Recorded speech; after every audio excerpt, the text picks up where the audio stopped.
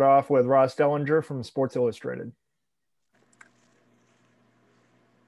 Hey, Tony, can you tell us what you did exactly for Michelin, maybe where you were based, what your job duties were, and how and why you returned to coaching? So when I started, I was hired on as an industrial engineer. That's what I graduated from Clemson with a degree in industrial engineering. And part of my job was just try to figure out how to optimize, some of the systems and processes that they had in place. In particular, I was working with a production unit. The plant that I was at was actually manufacturing all the rubber that you ship off to the tire plants where they actually build the tires.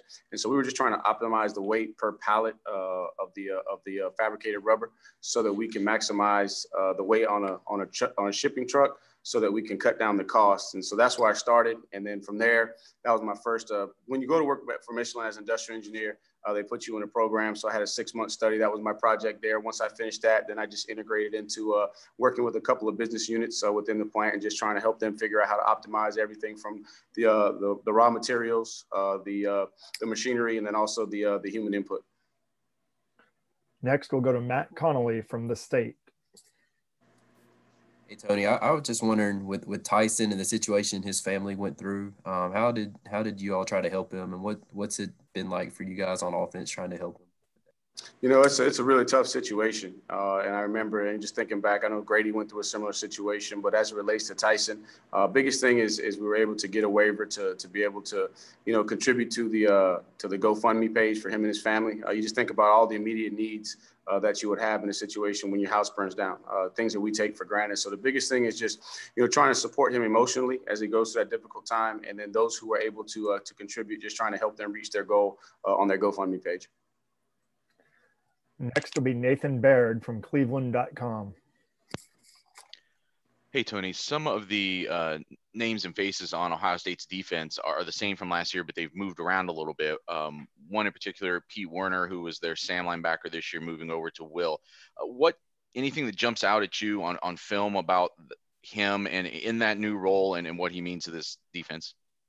Pete was a guy that going into the game, you don't realize just how good of an athlete he is. Watching him on tape is when you play him in person that you see that he's a guy that's got a big body, but he can move well, move like a safety. He can cover. And then what you see now with him playing inside the box, he just has natural instincts. He can find the ball. And then obviously with his movement skills, he moves quickly so he can get around blocks. Then he's also big enough to be able to set the edge too, if he's ever in that situation. So, he's a guy that from last year, that after the game, you had a lot of respect for him.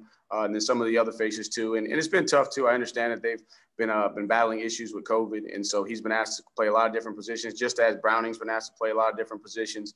So all those guys, you can tell that they're doing what it takes to be successful. And the structure looks very, very similar. As you said, some of the names and faces are new, but the product looks very, very similar.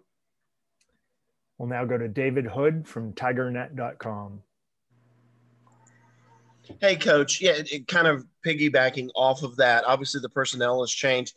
They were so good in the middle last year, so good on the edge. Do you see a lot of similarities there, with how they try to attack and the success that they've been having? They were very good in the middle, on the edges, and on the back end last year, and they're very, very similar. Again, a lot of the faces and names may be new, but the structure, the tenacity that they play with, they're very, very well coordinated. Everybody understands what their role is, how they fit. They're not out of position much. They fit their gaps. If you are lucky to be able to make them step up in pass protection, they know exactly where they need to go. Once they diagnose, they know their drop spots, their reading routes. So a lot of the stuff is very similar to last year. With the only difference is just the names and the faces. But what you can tell, they understand structurally, offensively, what you're trying to do. They have their guys very, very well prepared. You could tell that number 32, tough in the middle, very, very smart linebacker, helps those guys get lined up.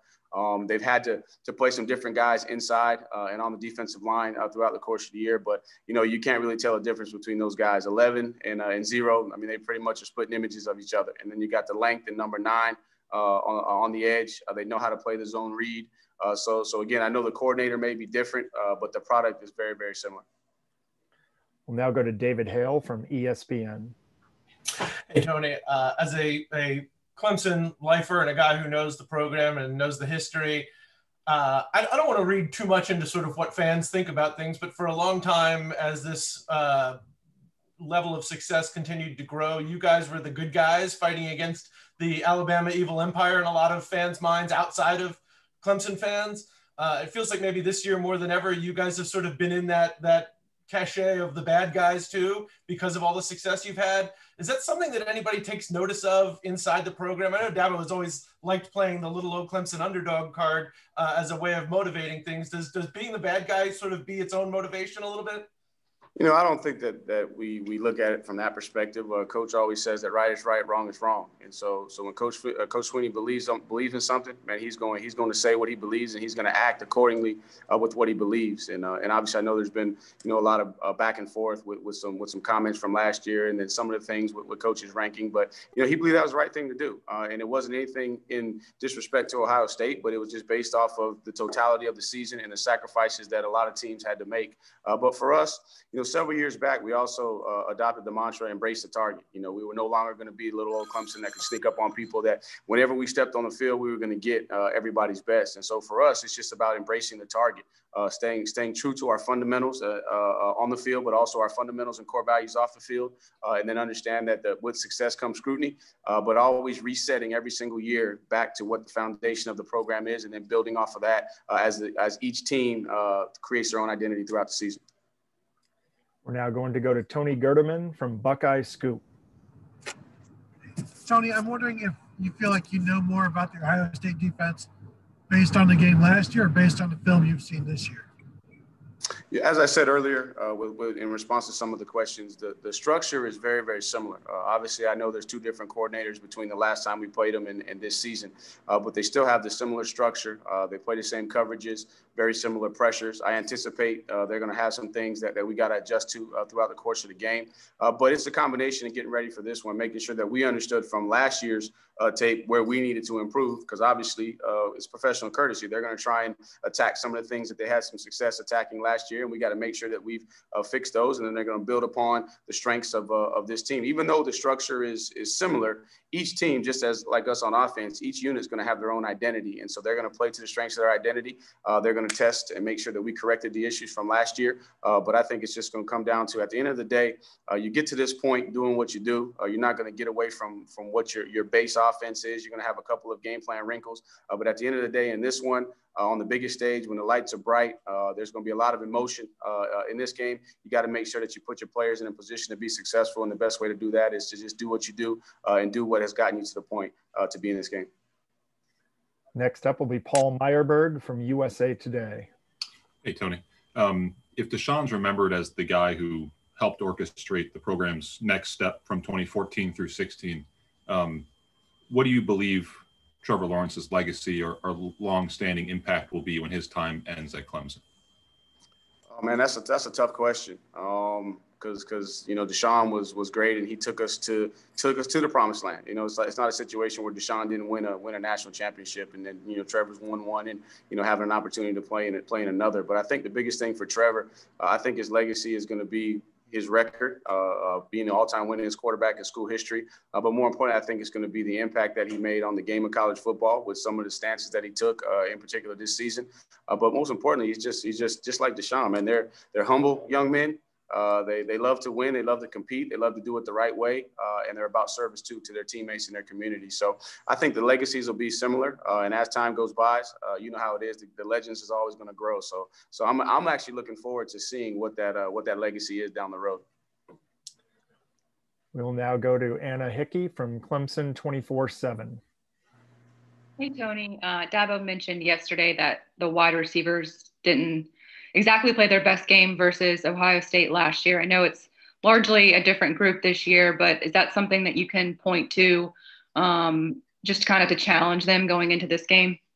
No doubt. And really the wide receivers, the interior of the offensive line, Travis in pass protection. We put a couple of balls in jeopardy in the passing game. Unfortunately, we were able to make enough plays in the end to win the game. So everybody's going to be challenged to play better, because we know that they're going to come in and they want it just as bad as we do, and we're going to have to execute. But the wide receivers were challenged last year, and I made reference to that in a previous question, that they're probably going to try and attack us the same way, I would imagine.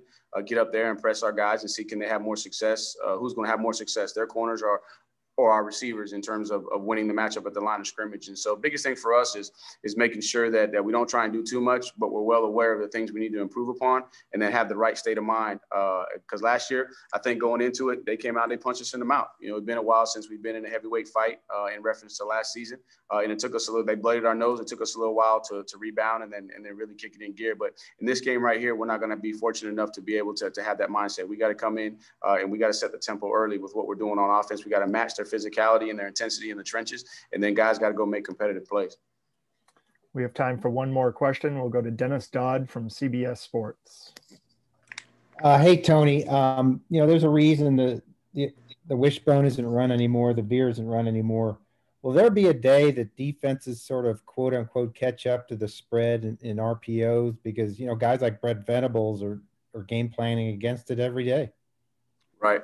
I'd say in reference to this question here is it may not be the wishbone, but there's a lot of option principles still floating around, at the college level, and it's even trickling back up to the NFL level. So I think that, as it's always a cat and mouse, and just as they're going to try and find ways to stop the new trends, we're always going to be looking for new trends, and then we'll recycle things. I even think the Chiefs, put a bone formation out there a couple of times this season. So I think that it's a revolving cycle. Things come and go, and it's cat and mouse, and everybody's trying to stay one step ahead. But just as tempo was a new thing.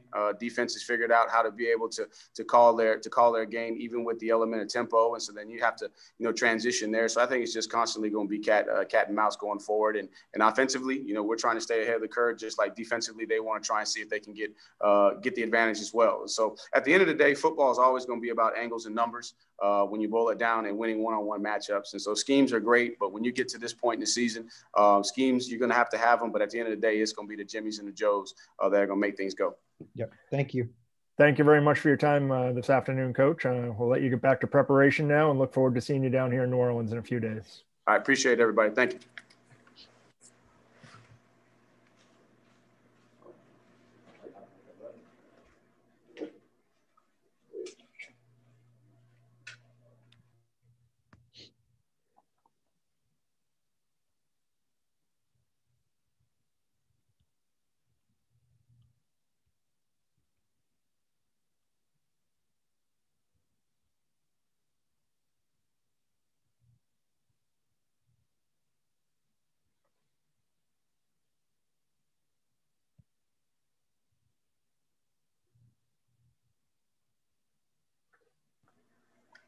Up now, we've got offensive lineman Matt Bockhorst. I'm going to turn it over to John. John, go ahead.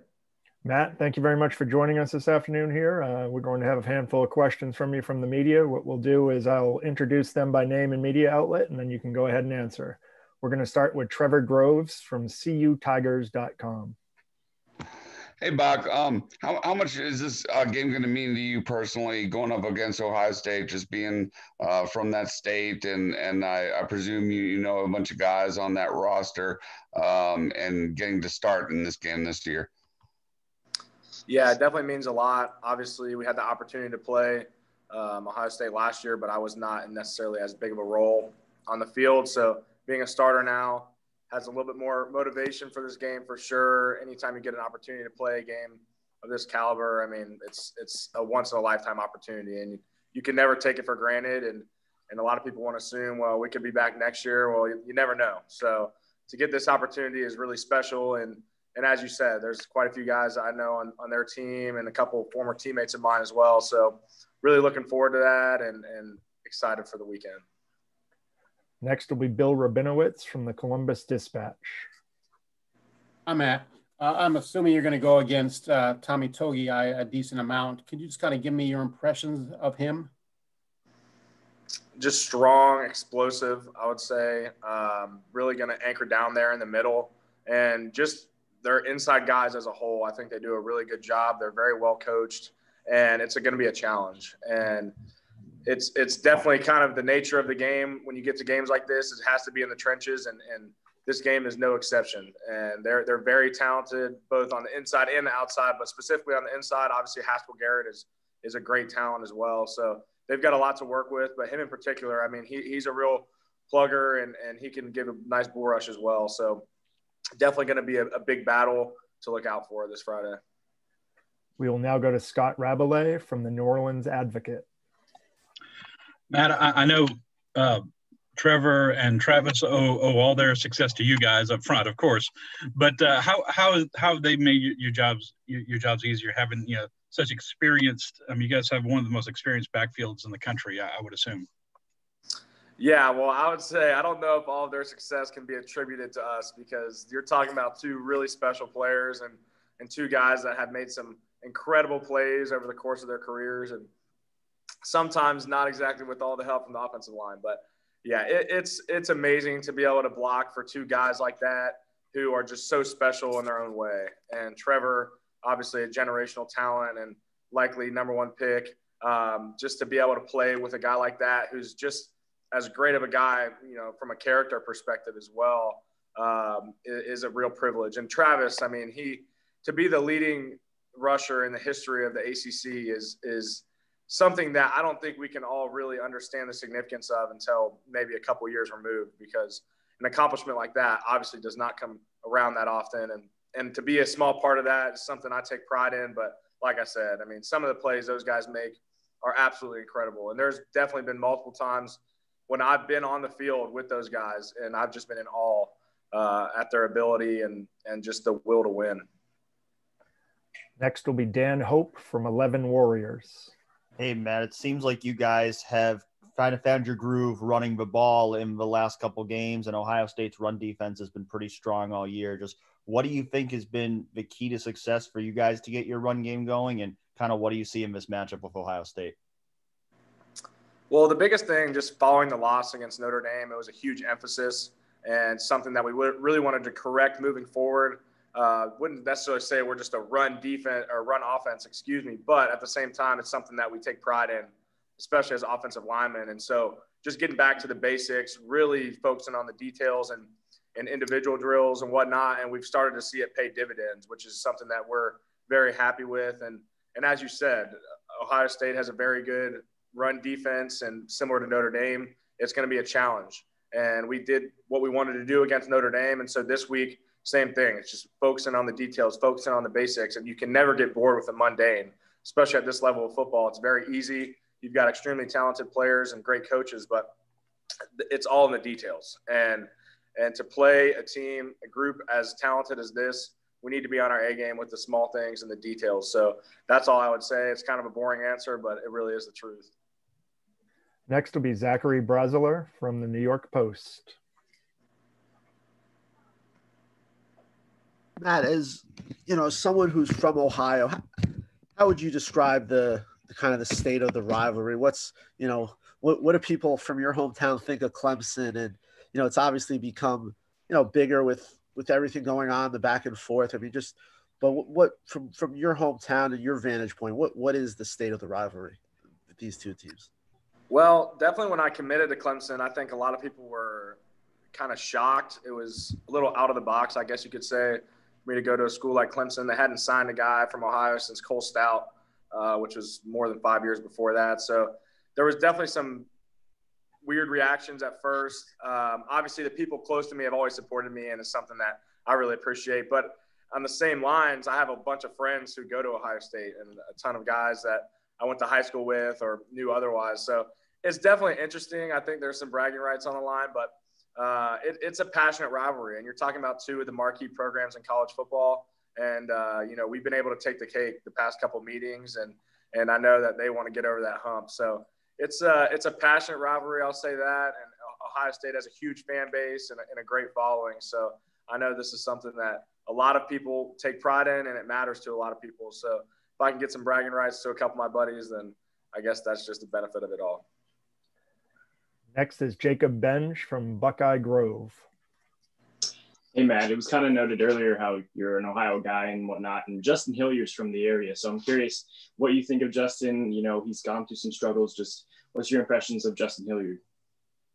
Yeah, so Justin and I were teammates at St. Xavier for 2 years, and what an incredible athlete. I mean, he was a 5-star, super highly recruited, and it's really been tough for Justin to go through his career, and just it seems like he'd take one step forward and 2 steps back from the injury perspective. and he's finally getting healthy, and you can see it on film. I mean, he is a special world-class athlete, and to get his opportunity, I know that he had a great game against Northwestern, and like I said, you just watch the tape and you know, and I really appreciate Justin and look up to him, and he's someone that I really respect. Like I said, we were teammates for 2 years and got to play alongside one another, and now the opportunity to play against one another is something that's special, and it's not an opportunity that you get very often. So I'm really proud of Justin, and just to see him get his opportunity and stick it out for 6 years is longer than most. And so I think it's really paying off for him, and he's having the type of season that he could have envisioned. We will now go to David Hood from TigerNet.com. Hey, Bach, I was doing a radio show last night, and somebody was asking me, what is Clemson's motivation now? They're favorite in this game. They are the guys that are, considered to be one of the top programs in the country. Where does the motivation come from? Obviously, a national title's out there and all that. But for this group of guys, what has been your main motivation this year? And what keeps you going through this stupid COVID season? I think that something Coach Swinney has done a great job instilling in all of us is having an intrinsic motivation, and it's not external factors. As you mentioned, yes, the national championship is something that we have our sights set on every year, and we've been able to get there and win. But also last year, we did not get the job done. So there's a lot of external factors and things that could give you emotion, but sometimes emotion can work against you if it's misplaced. And so really it's an intrinsic motivation internally to see how good can I be as a player and how good can we be as a team. And same thing unit by unit as an offensive line unit. How good can we be? And in order to find that out, you have to give it everything you have every day. In preparation, in film study, in the weight room, everything matters and adds up to see how good can I personally be and how good can we be. And so that's what it comes down to. And really, obviously, this is a high-profile game, the college football playoff. This is where everyone wants to be. But we should be no more motivated to play this game than we should week 1 or week 5. Because at the end of the day, every week's a best of 1. And especially at this level of college football, the margin for error is extremely small.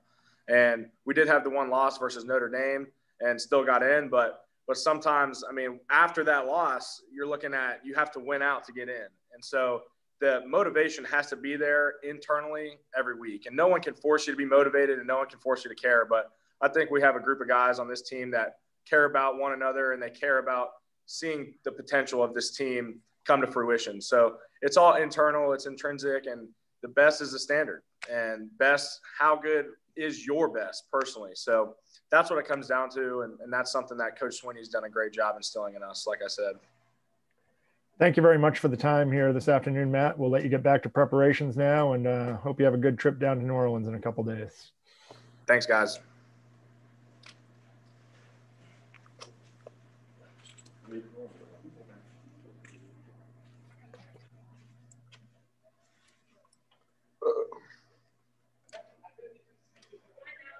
Next up, we've got tight end Braden Galloway. John, I'm going to turn it over to you. Thank you very much, and thanks for joining us this afternoon, Braden. We're going to go to a few questions from the media for you. I will introduce them by name and media outlet, and we will get started in 1 second. Hang up and dial 911. Please listen carefully. Can we have somebody mute that? If you are a physician. Thank you. Sorry about that. I think we got that line muted. Once again, do we have any questions for Braden Galloway? We'll start with David Hale from ESPN. Hey, Braden. I'm curious this year, as the team has kind of been maybe the target of a little more criticism outside of the program than years past. I think that comes with a lot of the success that you guys have had, that you win every year and people start getting tired of seeing you and start seeing things in a little different light. Do you guys sort of embrace that role of being the sort of hated target nationally that Alabama or even Ohio State maybe has been for a long time? Or does it bother you to kind of hear some of that criticism from folks outside the program? We don't focus on anything that's outside of the program. We focus on, trying to be the best version of Clemson that we can be. And it's not really about, what, the media is saying or what, outside sources are saying, because we know, who we are. We're a tight-knit group. It's Clemson family for a reason. and we just continue to try to work on that and continue being ourselves. Like I was overhearing Matt saying how, you know, motivation has to be intrinsic, and so does the leadership, so does the love for one another, and not focusing on, you know, what other people are saying, because that's the quickest way to break up a team. And you just have to learn how to embrace your target. And obviously we are one of the best programs in college football. So we know we're going to get everybody's best no matter who we're playing. So we have to prepare that way. We have to perform that way. We have to watch film that way. We have to practice that way. So we know we're getting everybody's best. So we have to do our job for those who are coming after us, for those who have come before us, to continue doing what we can do to be the best version of Clemson that we can be. Next is Trevor Groves from CUTigers.com. Hey, Braden, obviously last year you're coming off the suspension in the playoff. I don't think you had any catches against Ohio State. You had one against LSU, but just how much does this mean to you personally to be able to have a big role in this moment?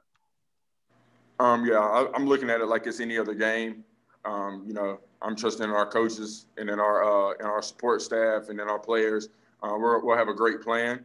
And, you know, whatever happens. As far as, you know, whether I'm involved in the passing game or any of that, I'm just trying to be the best version of myself that I can be for this team and do anything that I can to help this team win. And I think a lot of our players have that mindset, and I think that's why we'll continue to be successful. Next is Nathan Baird from Cleveland.com. Hey, Braden, just curious if there's anything this season from being on the field more, playing with Travis Etienne more, that you have maybe that has impressed you more, that you've actually, now that you're actually able to play side by side with him, anything that has kind of elevated your opinion of him this season? I would probably say my opinion of his speed. I always knew he was fast, but then you get out there, and I like to think of myself as kind of fast, and when you're running beside him, it's just like it's not the same at all. That was probably the biggest thing. Obviously, watching him on TV or watching him from the sideline, you know, he looks very fast. But when you're on the field with him and he's running, there's just a different kind of speed that he brings. And you see why he's such an explosive player. We'll now go to Andrea Adelson from the ACC Network. I remember last year after the LSU loss, inside that stadium in the locker room, Trevor went around to all the teammates and said, you know, we'll be back. And now you're going to be back in New Orleans to try and win a championship. What do you remember about the locker room and Trevor doing that, and kind of now being able to go back to the place to get a national championship in the same place where you lost it last year? Yeah, I think the story was kind of already written, you know, beforehand. I think it was obviously this is a great opportunity for us and a team, but it has like that fairy tale kind of story headline. You know, we're going back to the same place we lost in order to try to get back to where we were last year. And I think it's a great opportunity. Obviously, Trev's a great leader. We have confidence in him. He has confidence in us. And I think that's why we're so successful. But when he said last year that we'll be back, there was nobody on our team that was doubting that. And so I think we just put our head down. We went to work. And then, you know, you look up, even through the midst through a pandemic and all this stuff, we're right where we want to be at this time of the year. Next is Lawton Swan from ClemsonSportsTalk.com. Hey, Braden, just thinking about your position and Tony Elliott's ability to utilize you guys, what are his strengths as an offensive coordinator in your mind, and just the success that you guys have had offensively throughout his tenure? Oh yeah, I think he's versatile, and I think he's very confident. I think those are two things. Not only as, you know, offensive coordinator, as a player, pretty much whatever you're doing. I feel like those are the biggest keys, to be versatile and to be confident. And that's obviously what he does. He has great play calls. He has great preparation. And, you know, he can get really anybody the ball in any kind of way. So I think that's where the versatile comes from. And then obviously you're confident in what you do. We're confident in our day one install. We're confident in everything we put in through fall camp. And we trust when we run that we'll be successful doing that. So. Our final question will come from Patrick Murphy with 24/7 Sports. Braden, Ohio State's used a few different guys defensively to match up with tight ends throughout the year, be it linebacker, slot corner, safety. Just from watching on film, what do you see from how they've defended the tight end and how you attack that? Yeah, I mean, obviously they're linebackers, they're banded backers, they're very athletic. They're good in space. They're good in coverage. They also play the run very well. So they have a lot of different guys that, cover the tight end specifically, depending on what personnel formations you're in. But all of them are very capable and being successful in the run and in the pass game. So you definitely have to, prepare well, see their tendencies, see what they're good at, see what they're weaker at, and try to attack them that way. Thank you very much for your time, Braden. We'll let you get back to preparations and look forward to seeing you in a few days here in New Orleans. Thank you.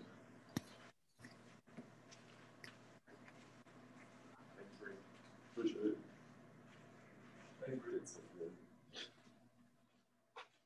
We'll just go Up now, we've got quarterback Trevor Lawrence. John, I'll turn it over to you. Thank you for joining us this morning or this afternoon, Trevor. It's morning for me here in New Orleans. We're going to jump right into questions. I'll introduce the media members by name and media outlet. We're going to start with Paul Meyerberg from USA Today. Sorry. Good afternoon, Trevor. I know your story isn't quite finished, Trevor. You got another chapter to write as you move forward in your college career. But if you could take a moment to think back across your almost 3 years, what legacy do you think you're going to leave at Clemson and in college football? And what would you want it to be if you could define it yourself? Yeah, I haven't really thought about necessarily what my legacy would be. I've just been trying to live in the moment these past 3 years and trying to be the best I can be, whatever moment I'm in. So that's been my mindset, and I think that helps you leave a legacy if you just try to live and be your best in every moment. But I mean, at the end of the day, I just want people to say, I want people to speak to my character more than the type of player I am or I was or whatever. I want to just be a good person, and I think that's the number one goal for me. And then obviously the play and all the accolades, all that stuff kind of will eventually speak for itself. And but that's really not the main thing for me. Is just being a good person, being a good teammate. I hope that's what people say about me whenever I leave here. Next question, Stephen Means from Cleveland.com. Hey, Trevor, just going back to your recruiting days, when I know the stars and stuff probably don't matter at this point, but when you're going through the recruiting process and you're a guy as highly rated as yourself, and when quarterback recruiting is so different and you have to care about who's in the room, do you have to worry about that element of it as much as maybe some other guys would? Is what type of caliber players are going to be in that room with you when you're trying to win a job? I mean, that was something for me, was kind of a secondary thought. I think that has to be a small part of everyone's process on where they go to school. Just you got to have the opportunity to be able to play. But that was a small part of it for me. For me, I just wanted to go to a few different schools and see what fit me the best, build a relationship with the coaches and make my decision from there, where I felt like was home, where kind of on the field, off the field, everything would fit me, where I felt like I could become a better person, all those things. And I eventually came to the conclusion it was Clemson. And, obviously they had their starter coming back, and that just really wasn't something I thought about, just because I knew that's where I wanted to be for the long haul. It wasn't just the place I could necessarily go and play the fastest. I just wanted to go somewhere that valued the same things as me, not just winning games. So I felt really confident in that, and that's how I made my decision. I think that's different for some people, but at the end of the day, I had confidence in myself and knew that it would work out eventually. Didn't know exactly how it would go. Didn't even necessarily know that it would, I'd have so much success so early, but just kind of trusted it and trusted myself and my decision and stuck with it. With quick follow-up on that, were you shocked at how much turnover the room had between your first couple of years here? Yeah, it's definitely been, I've seen a lot of guys come through. Obviously, there's a few guys that transferred when I first came in just for different reasons. But so that room changed pretty quickly. What I thought I was stepping into was different than what it was when I got here. And then obviously Kelly after the, spring and fall. And then after that, it was Chase that went to Duke now. And that's one of my best friends, and we're still super close. So it's changed a lot. Now we got DJ and Tyson and Hunter Helms and all those guys in there. And Patrick McClure, who was in there now, medically can't play, so he's helping coach now. So it's just, there's been a lot of change, but we all have a great relationship. We've made it work regardless of who was in there, but definitely seen a lot of turnover, and it's been good for me to just get to know a lot of different people and just try to be a good teammate best way I can. Next will be Josh Needleman from the Charleston Post and Courier. Hey, Trevor. I know you said a minute ago you don't really try not to consider your legacy as you try to live in the moment day by day, but is it cool to think about the We Want to Play movement back in the summer, you playing a big role in that, and it might have influenced public opinion to the point where the season, did go on and has almost gotten to the finish line like we are now? Yeah, I mean, it's cool to be a part of something like that. I mean, it wasn't just me. It's kind of my name gets thrown on the headline, the label of everything, but definitely wasn't just me. I probably didn't even do most of the work. So, but it's cool to be a part of that, and I think we'll look back on that as a pretty cool moment and kind of a turning point. And honestly, I think it gave a lot of people some opportunities, which was kind of the goal. This game means a lot to a lot of people, and I think that playing this year helps a lot of people a lot. I mean, you think about one of our receivers, Cornell Powell, fifth-year senior, hadn't played a ton up until this point, and this was kind of his year. That he had a really good spring and fall camp, and this was kind of, he's expecting this to be his year to really prove himself. And without a season, I mean, he's in a whole different situation. He just got invited to the Senior Bowl. He's had a great year, been a great teammate, and without a season, that changes a lot for him. That's just one example. So hopefully, playing this year has helped a lot of people, and it's been worth it. I think it's been a success. If you look at how kind of 2020 has gone, I think this has been a success, as much as it could be. We'll go to Scott Rabelais from the New Orleans Advocate.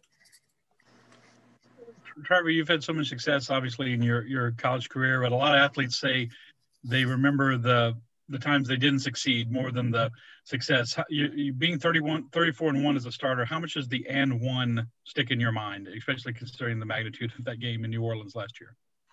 Yeah, I mean, what could have been, it would have been cool to have the opportunity to obviously not lose a game in college, but I think some things are necessary for you to grow. You got to face a little bit of adversity, and sometimes you can't really – you're a little bit blinded by success if you don't have any hiccups along the way, if you will. So I think for us and for me personally, it was good for us to not win that game in a lot of ways. Obviously, you want to win a national championship, and it's definitely kind of devastating in the moment. But after that, I mean, I think we've gotten a lot better. I learned a lot about myself. There's a lot of things I needed to work on to be a better player.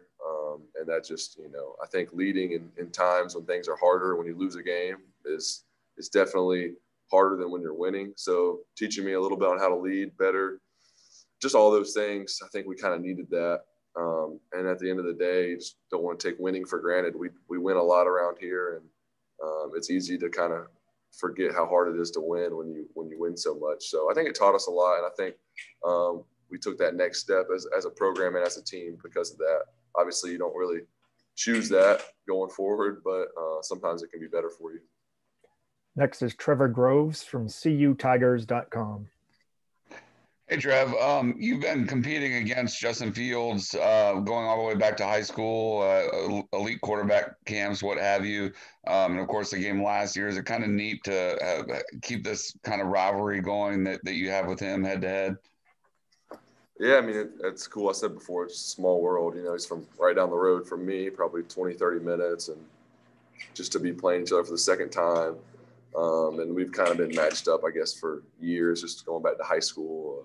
I haven't really seen it as that. I'm not like out here just competing against Justin. I mean, we're friends. We got a good relationship, but that's kind of how people like to pin it as me against him. But I mean, at the end of the day, it's just fun getting the opportunity to play a team like Ohio State.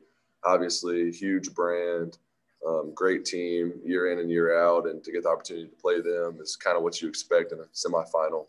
They're playing the best of the best, so we're excited for that opportunity. But it does make it cooler that the guy on the other sideline is from right down the road from me, so it's pretty cool.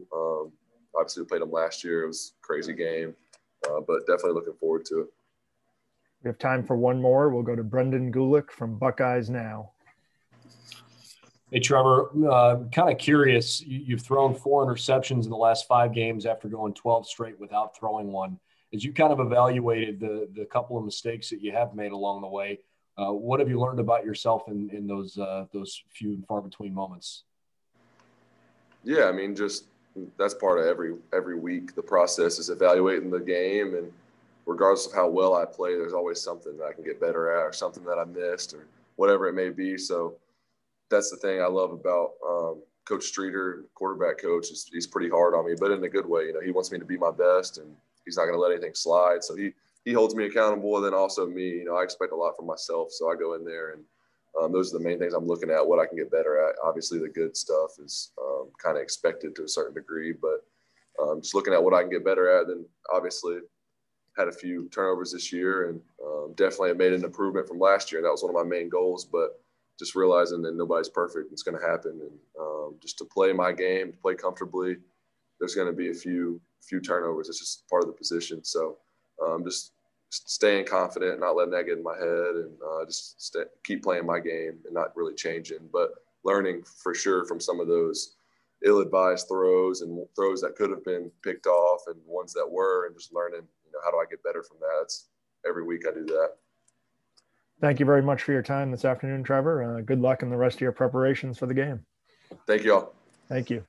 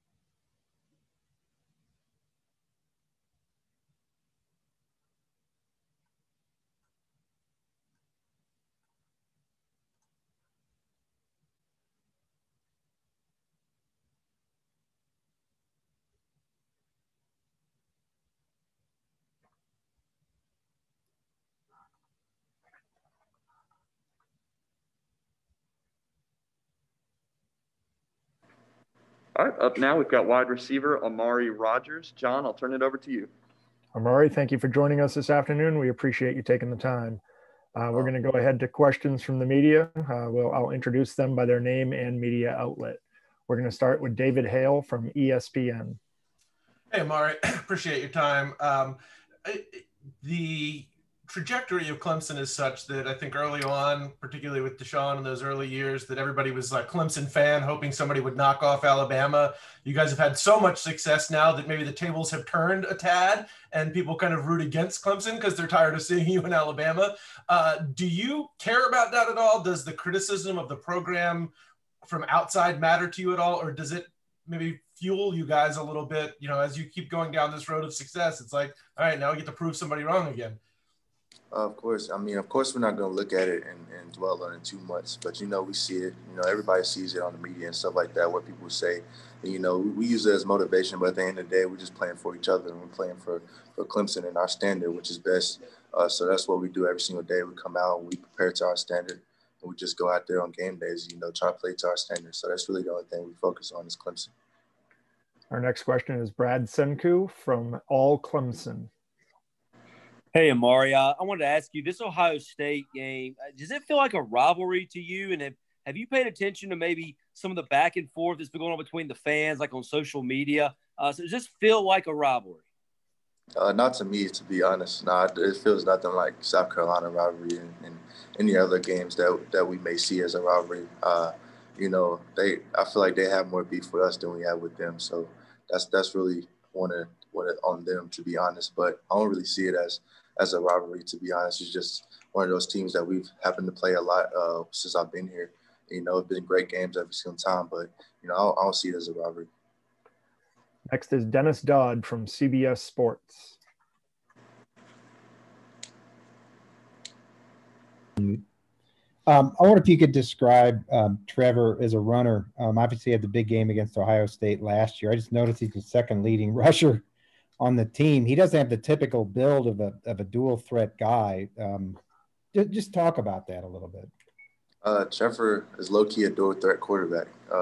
to be honest. He can run past anybody. If you have the wrong angle, he can definitely run by you. And that's something that I feel like a lot of people have slept on throughout his career is his running ability and his way to escape the pocket if something's not there and get positive yards out of it. So he's just continuing to get better at that. And, hopefully, he's able to do that more in the playoffs. So, I'm excited to see how he does. Next is Andrea Adelson from ACC Network.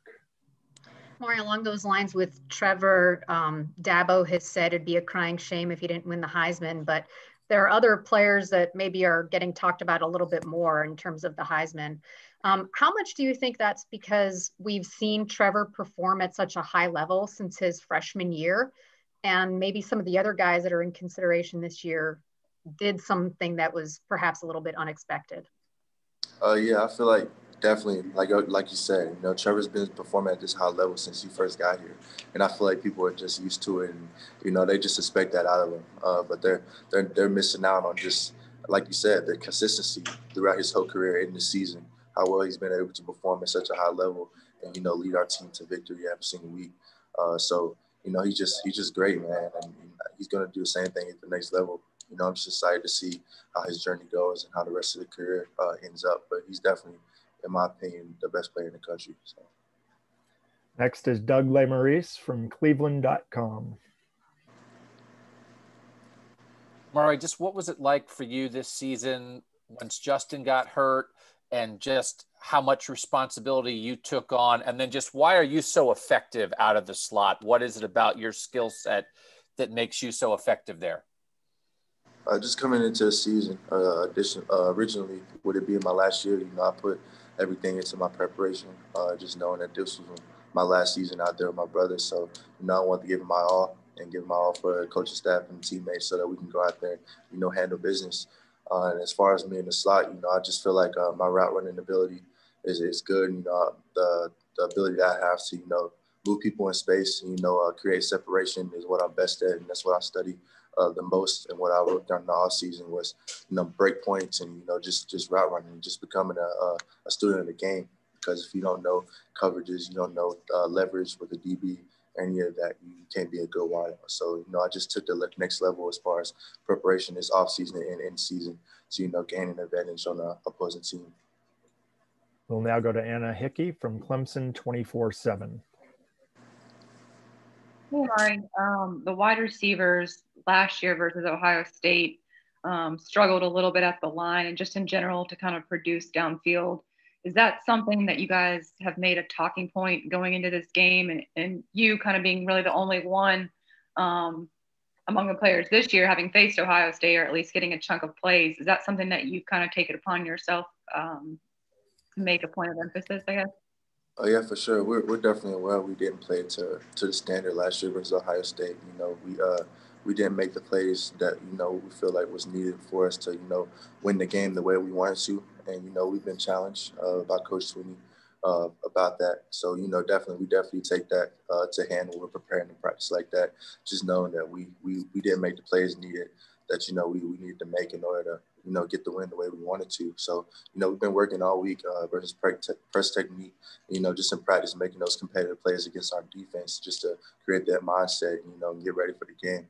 Because if you don't make plays in practice, you're not going to make it in the game. So just creating them habits in practice is just going to make it easier for you when it comes game time. We now go to Stephen Means from Cleveland.com. Yeah, Mario, I know you only got a chance to go up against him for a half before he got ejected, but going up against Shaun Wade in the slot last year, what type of matchup problem did he have for you? Just his length. He's very long and he can cover a lot of space very easy just because of how long he is and stuff like that. So, you got to play real smart as far as in space, making sure he doesn't get his hands on you, because if he does a great job, staying on the hip and stuff like that. So that's just one of the things you got to study with him, is just how to move him off his feet, off his spot in order for him to not get his hands off you, get his hand on you actually. So, it's just one of those things where you have to study film, study his technique, and just find ways to attack him. So that's just part of the game. You just got to study the opposing athlete's technique and stuff like that, and try to find advantages to get on them. So. Next is Zachary Braziler from the New York Post. Amari, what are you going to remember the most about Trevor? You know, he's got this great record, won a championship, put up these great stats. What is going to stick with you years down the road as, you know, you kind of recall playing with him? Just the type of competitor he is. You know, you see he only has one loss as a starter, and it's not just because he's been on good teams. It's because of the competitor he is, and you know he expects the best out of everybody, while he is expecting the best out of himself as well. So you know he doesn't like losing. So for losing, you can tell he's not going for it. So he's going to push everybody, you know, to get the best out of them and bring their best. And you know that's something I'm gonna definitely miss from him. Is just a competitor that he is. Mark, what do you remember last year after the loss to LSU? He went around the locker room telling guys we'll be back. What do you remember about that? And you know, and how fitting is it that you know he's got a shot to win another title here? For sure. You know, that was just him being the leader that he is, just going around, just letting everybody know that it's gonna be okay. You know, and that he has another year, and he's gonna make sure that you know we're back in the same spot. You know, he's been doing that all year, just making sure that we're pushing each other so that we can get back to that stage, which is a national championship. So, you know, that's been everybody's goal all year, and that's what we've been striving for and grinding for. So we all have the same goal in hand. We just gotta finish. One final question from Matt Connolly from the State. Amari, what do you think of New Orleans, and what is it like playing there? And then why do you feel like, for whatever reason, you guys haven't played your best down there? Shoot, I don't know why we haven't played our best. I guess we just haven't had the best luck. But you know, I like New Orleans. It's a nice city. You know, with Bourbon Street and stuff like that. But you know, with COVID and stuff, we're not even gonna be able to see anything for real. We're just gonna be there a couple of days before the game. Really be just like an away game. But you know, of course, we know we haven't handled business there like we wanted to in the past. But you know, hopefully we can get one this year and, you know, switch up the curse a little bit. But, you know, Coach Sweeney's definitely been reminding us about it. So it's definitely in the back of our minds for us to go in there and try to, you know, switch it up a little bit with a win. Thank you very much for your time this afternoon, Amari. We'll let you get back to practicing and preparation. Thank you again. Thank you.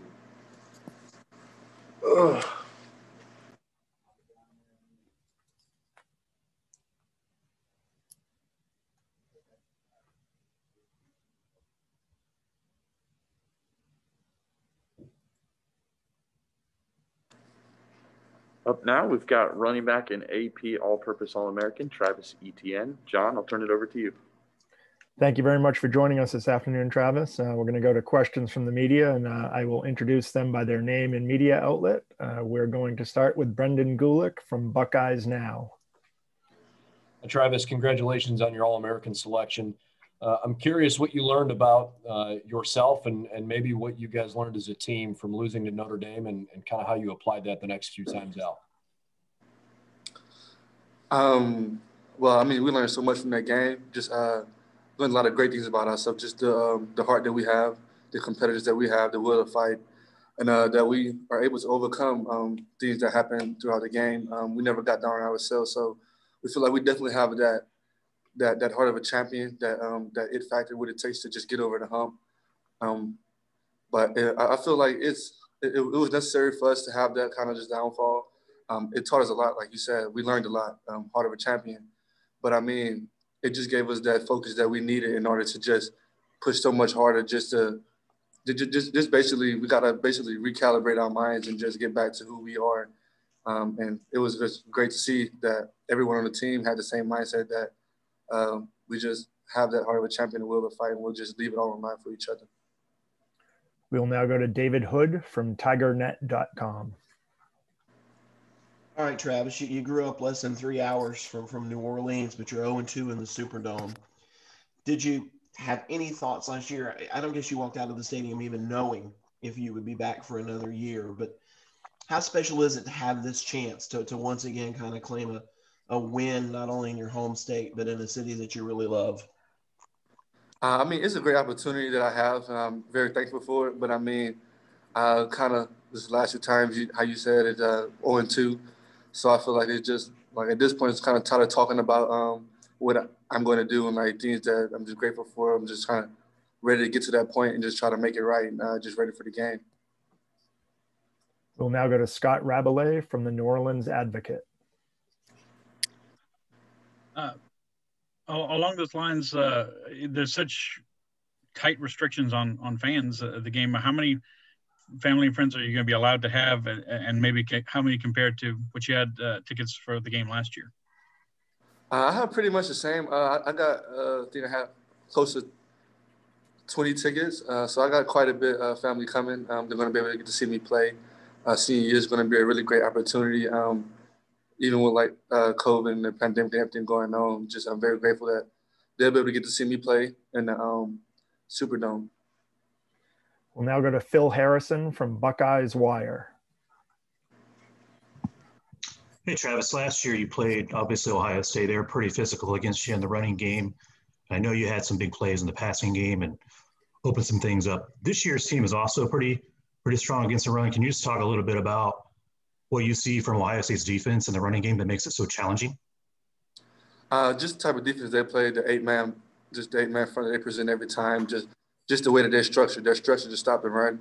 So that presents a challenge within itself. But we just have to focus on ourselves and just come out there with our A game. I mean, just have that mentality that they're not going to let us they're not going to give us the yards. We've got to go out there and just impose our will and win in the trenches. Next up is Josh Needleman from the Charleston Post and Courier. Hey, Travis. I know you guys had bingo night last night. How did that go? And just in general, how weird has this whole bowl week been compared to previous years? This bowl week, it's been kind of weird just because we're not at the spot.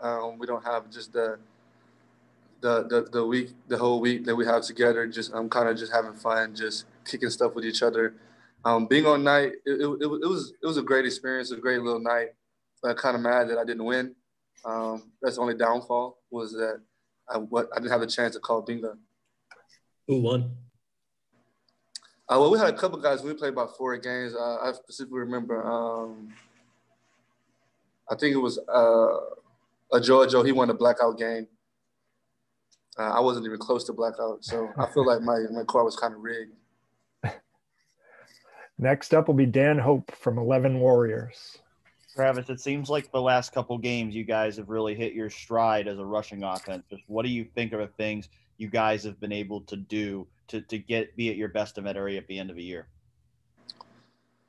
Just having that, just being here at Clemson, just knowing that you have to get better as the year goes on, and we just have that structure that we just continue to get better throughout the year. So I mean, it's just structured that way for us to keep getting better and better. And I mean, we have that mindset now. We know so much more about ourselves and what we need to work on in the run game, and we just get to work Monday through Friday, and it's showing up on Saturday. So I mean, we just got to just keep grinding, keep critiquing ourselves, being coachable, and just keep getting better and go out there and make plays in the run game.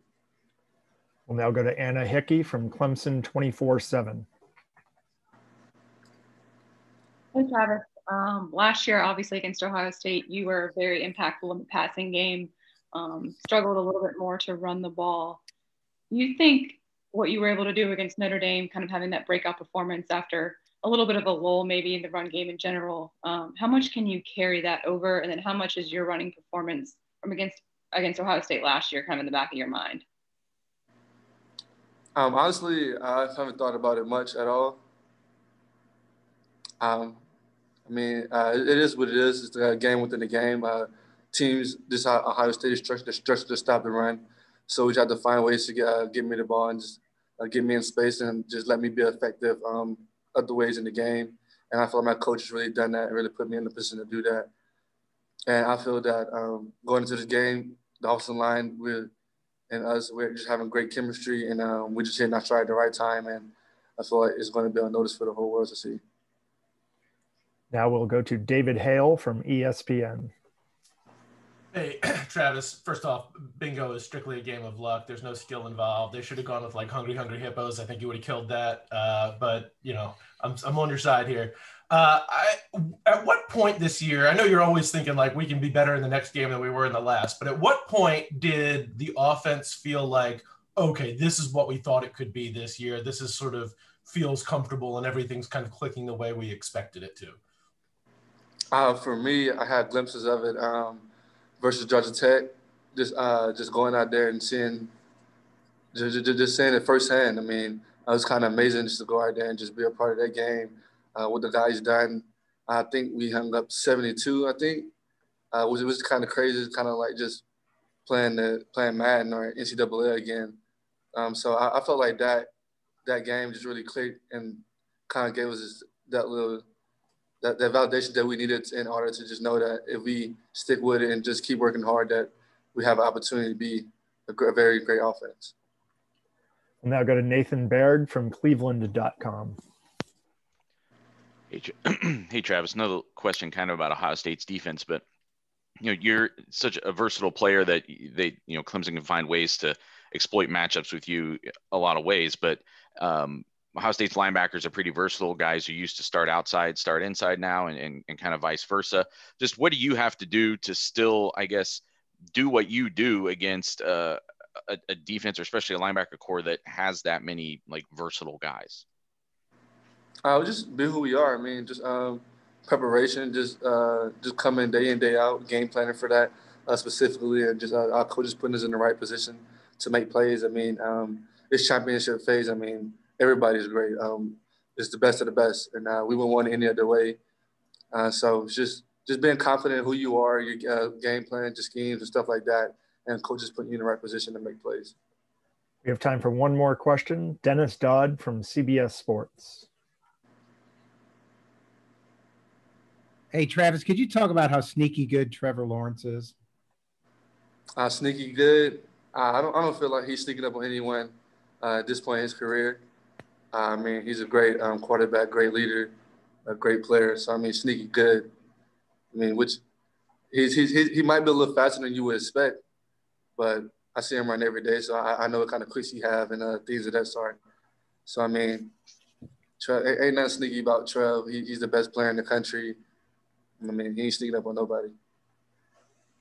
Thank you very much for your time here, Travis. Good luck in the rest of your preparations, and good luck on your trip back home to Louisiana in a few days. Thank you. That is our live feed.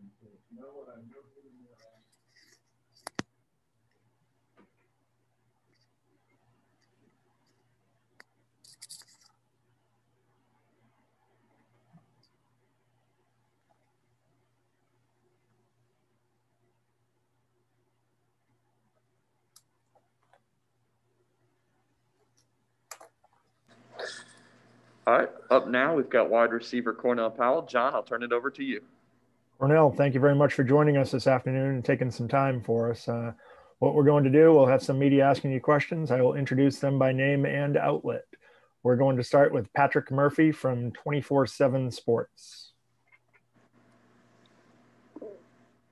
Cornell, obviously last year in this game, Ohio State's cornerbacks had a lot of success matching up with the receivers. Most of those guys are gone at this point. What do you see from this group, and how do you look to improve on what happened a year ago in the passing game? I feel like the wide receivers here at Clemson, we've been challenged by Coach Sweeney, and Coach Grish to really go out there and make a statement. The game's gonna really come down to us being able to make one-on-one plays, and we have a ton of respect for their DBs this year, as well as last year as well. And we just want to go out there and make sure that we do enough to ensure that we get the win. Now go to Trevor Groves from CUTigers.com. Cornell, how much does it mean to you to be on this stage and have such a huge role in this game, just at a personal level as opposed to last year? And have you made a decision about your future, about coming back next year? Or are you going to wait to see how things play out? It means a lot to be able to go out there and do my thing and with my brothers alongside them, and just have that weight on my shoulders. That's why you come to Clemson for games like this, to play the Ohio States and the Notre Dames and stuff. And so you just got to be ready for the moment. It's all about the preparation. And so when Friday comes, I want to be sure that I did enough to prepare and be ready to go out there and execute our game plan. And as far as the future, I'm just really focused on Ohio State and winning this game and making sure that I put my best 4 quarters. We'll now go to Dan Hope from 11 Warriors. Hey, Cornell, just studying the Ohio State secondary, what do you see in them? Maybe how do they compare to what you guys saw from them last year? It's really not a drop-off. Those guys are great. On this stage in the college football playoffs, you play the best of the best. So, you just really go out there. You gotta try to win your matchups. And also remember that those guys are D1. Those guys are NFL-rated guys as well. So you just got to go out there and play your game and be able to execute and dominate. We'll go to Matt Connolly from the State. Hey, Cornell. Trevor spoke earlier about how big this year was for you and how if this season didn't happen, you don't have the breakout year, and who knows your future-wise. Just what has this year meant to you? What do you feel like it could do for you in the future? And then earning a spot in the Senior Bowl, what did that mean for you? I feel like this year it's been crazy, but it's also been amazing, man. I really want to give, really all the glory to God, just allowing it to happen. And the season, not knowing whether it was going to be able to come back and play or not, I grew a greater appreciation for the game, and just wanted to make sure that, we never know how many games we're going to get. So each game, go out there and play it like it's your last. And I really feel like it helped in a way. It helped push me more. I was already dedicated and locked in. I had changed the way I prepared, the way I focused, everything. And then everything happened with COVID. When we finally got a chance to come back to the facility and actually play and practice, it was just a different level of energy and intensity within the locker room that I haven't seen before. And I knew that it was going to be a special year, and I just wanted to make sure that I did everything possible each week to make sure, because we never knew we was going to have another week. We'll go to David Hale. Excuse me. Continue. Go ahead. I was just going to say, just as far as your future, getting a Senior Bowl invite and then just looking at big picture in NFL, just what could that mean for you? Being able to get a Senior Bowl invite is a blessing, and I'm just grateful for the opportunity, and I want to take advantage of that opportunity and go out there and showcase my talent, against the best of the best around the country. And, obviously it's going to be big for my future, depending on how I go out there and perform. So. And now we'll go to David Hale from ESPN. Hey, Cornell, you guys, or you in particular, were part of speaking out very vocally and I think very helpfully and importantly over the summer during the social justice movement and putting the protest together there. At the same time, your coach was getting some criticism for maybe not saying exactly what people wanted him to say during that. I'm curious what your thoughts on that were, and what kind of conversations did you and Dabo have sort of personally about any of that? Did you come away feeling like, there was progress made in your understanding of him and his understanding of you, or anything like that? I felt like, well, first of all, me, Trevor, Mike Jones, Dan Richard, it was really Mike who sparked it off, wanting to do the peaceful protest, so kudos to him. But, during that time, we really just learned that everyone included that it's better to listen from all aspects and all sides and stuff, and ensure that you get everyone's take and everyone's feelings behind it. You can't really tell someone how to feel about a certain thing and how to react to certain things in certain ways. It was sad that what happened with George Floyd and all the other countless names, Breonna Taylor, but we wanted to make sure that we used our platform to speak out about those things. And I feel like we did a great job, and Coach Sweeney also did a great job of speaking out about it and listening to his players. And we had a senior meeting, and we just sat down and we shared a real intimate moment as men, talking about it, and I really feel like he was touched, and he gained knowledge just like I gained knowledge throughout that conversation about my teammates, about their experiences and everything in between, and that really helped the push for the protest as well. So during that whole time, it was just all about just listening and really utilizing our platform to to get our message across the right way that we wanted to. Next, we'll go to Lawton Swan from ClemsonSportsTalk.com. Hey, Cornell, just thinking about Coach Elliott and his role as the offensive coordinator. I mean, he's the guy that played wide receiver. He coaches the running backs. How does his versatility really help you guys overall as an offense, in your opinion? And, what have you learned from him during your time at Clemson? He's been around a lot, so he's learned a lot. He's seen a lot, and he has a lot of knowledge to learn from. And he just gives us little nuggets.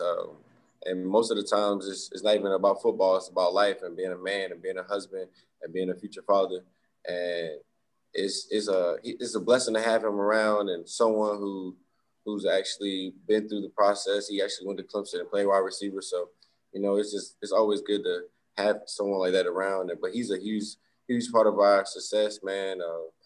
He obviously calls the plays and stuff, but he always tries to put us in the right position to be successful. So. Next up is Nathan Baird from Cleveland.com. Hey, do you have a greater appreciation after this season for what Travis Etienne does on the field, and what's maybe something that you're impressed with this season that you hadn't noticed as much before? Well, since his freshman year, after his first run in camp, his first run ever in Clemson uniform in fall camp, I said, I forgot who I was talking to, but I said to one of the wide receivers, I was like, man, I thank God that he's on our team and not on someone else. And then from his freshman year till now, he's just improved. Somehow, some way he's improved and gotten better over time. But I feel like he's a better leader now in a way. He's a leader by example. He does the right things. He's not late. He's always on time. He just puts his head down and work.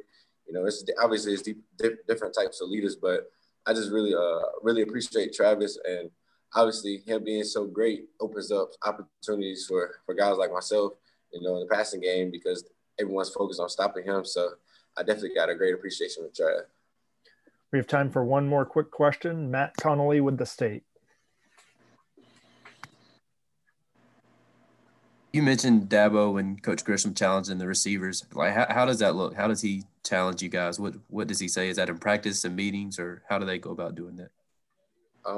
We're challenged, throughout the whole process, how we practice, how we meet, how we take notes, how we take care of our body, the film that we watch. And then obviously on the field, last year we watched the film, and, our receiver group, we didn't feel like we made enough plays, big plays. And we want to make sure that this time around, when we get our opportunities, we get our chances, that we take advantage of those. So, it's not just all about the field. We're challenged in every aspect of the game, because it's really one, how you eat, how you prepare, how you rehab, how you do treatment, and everything like that. So.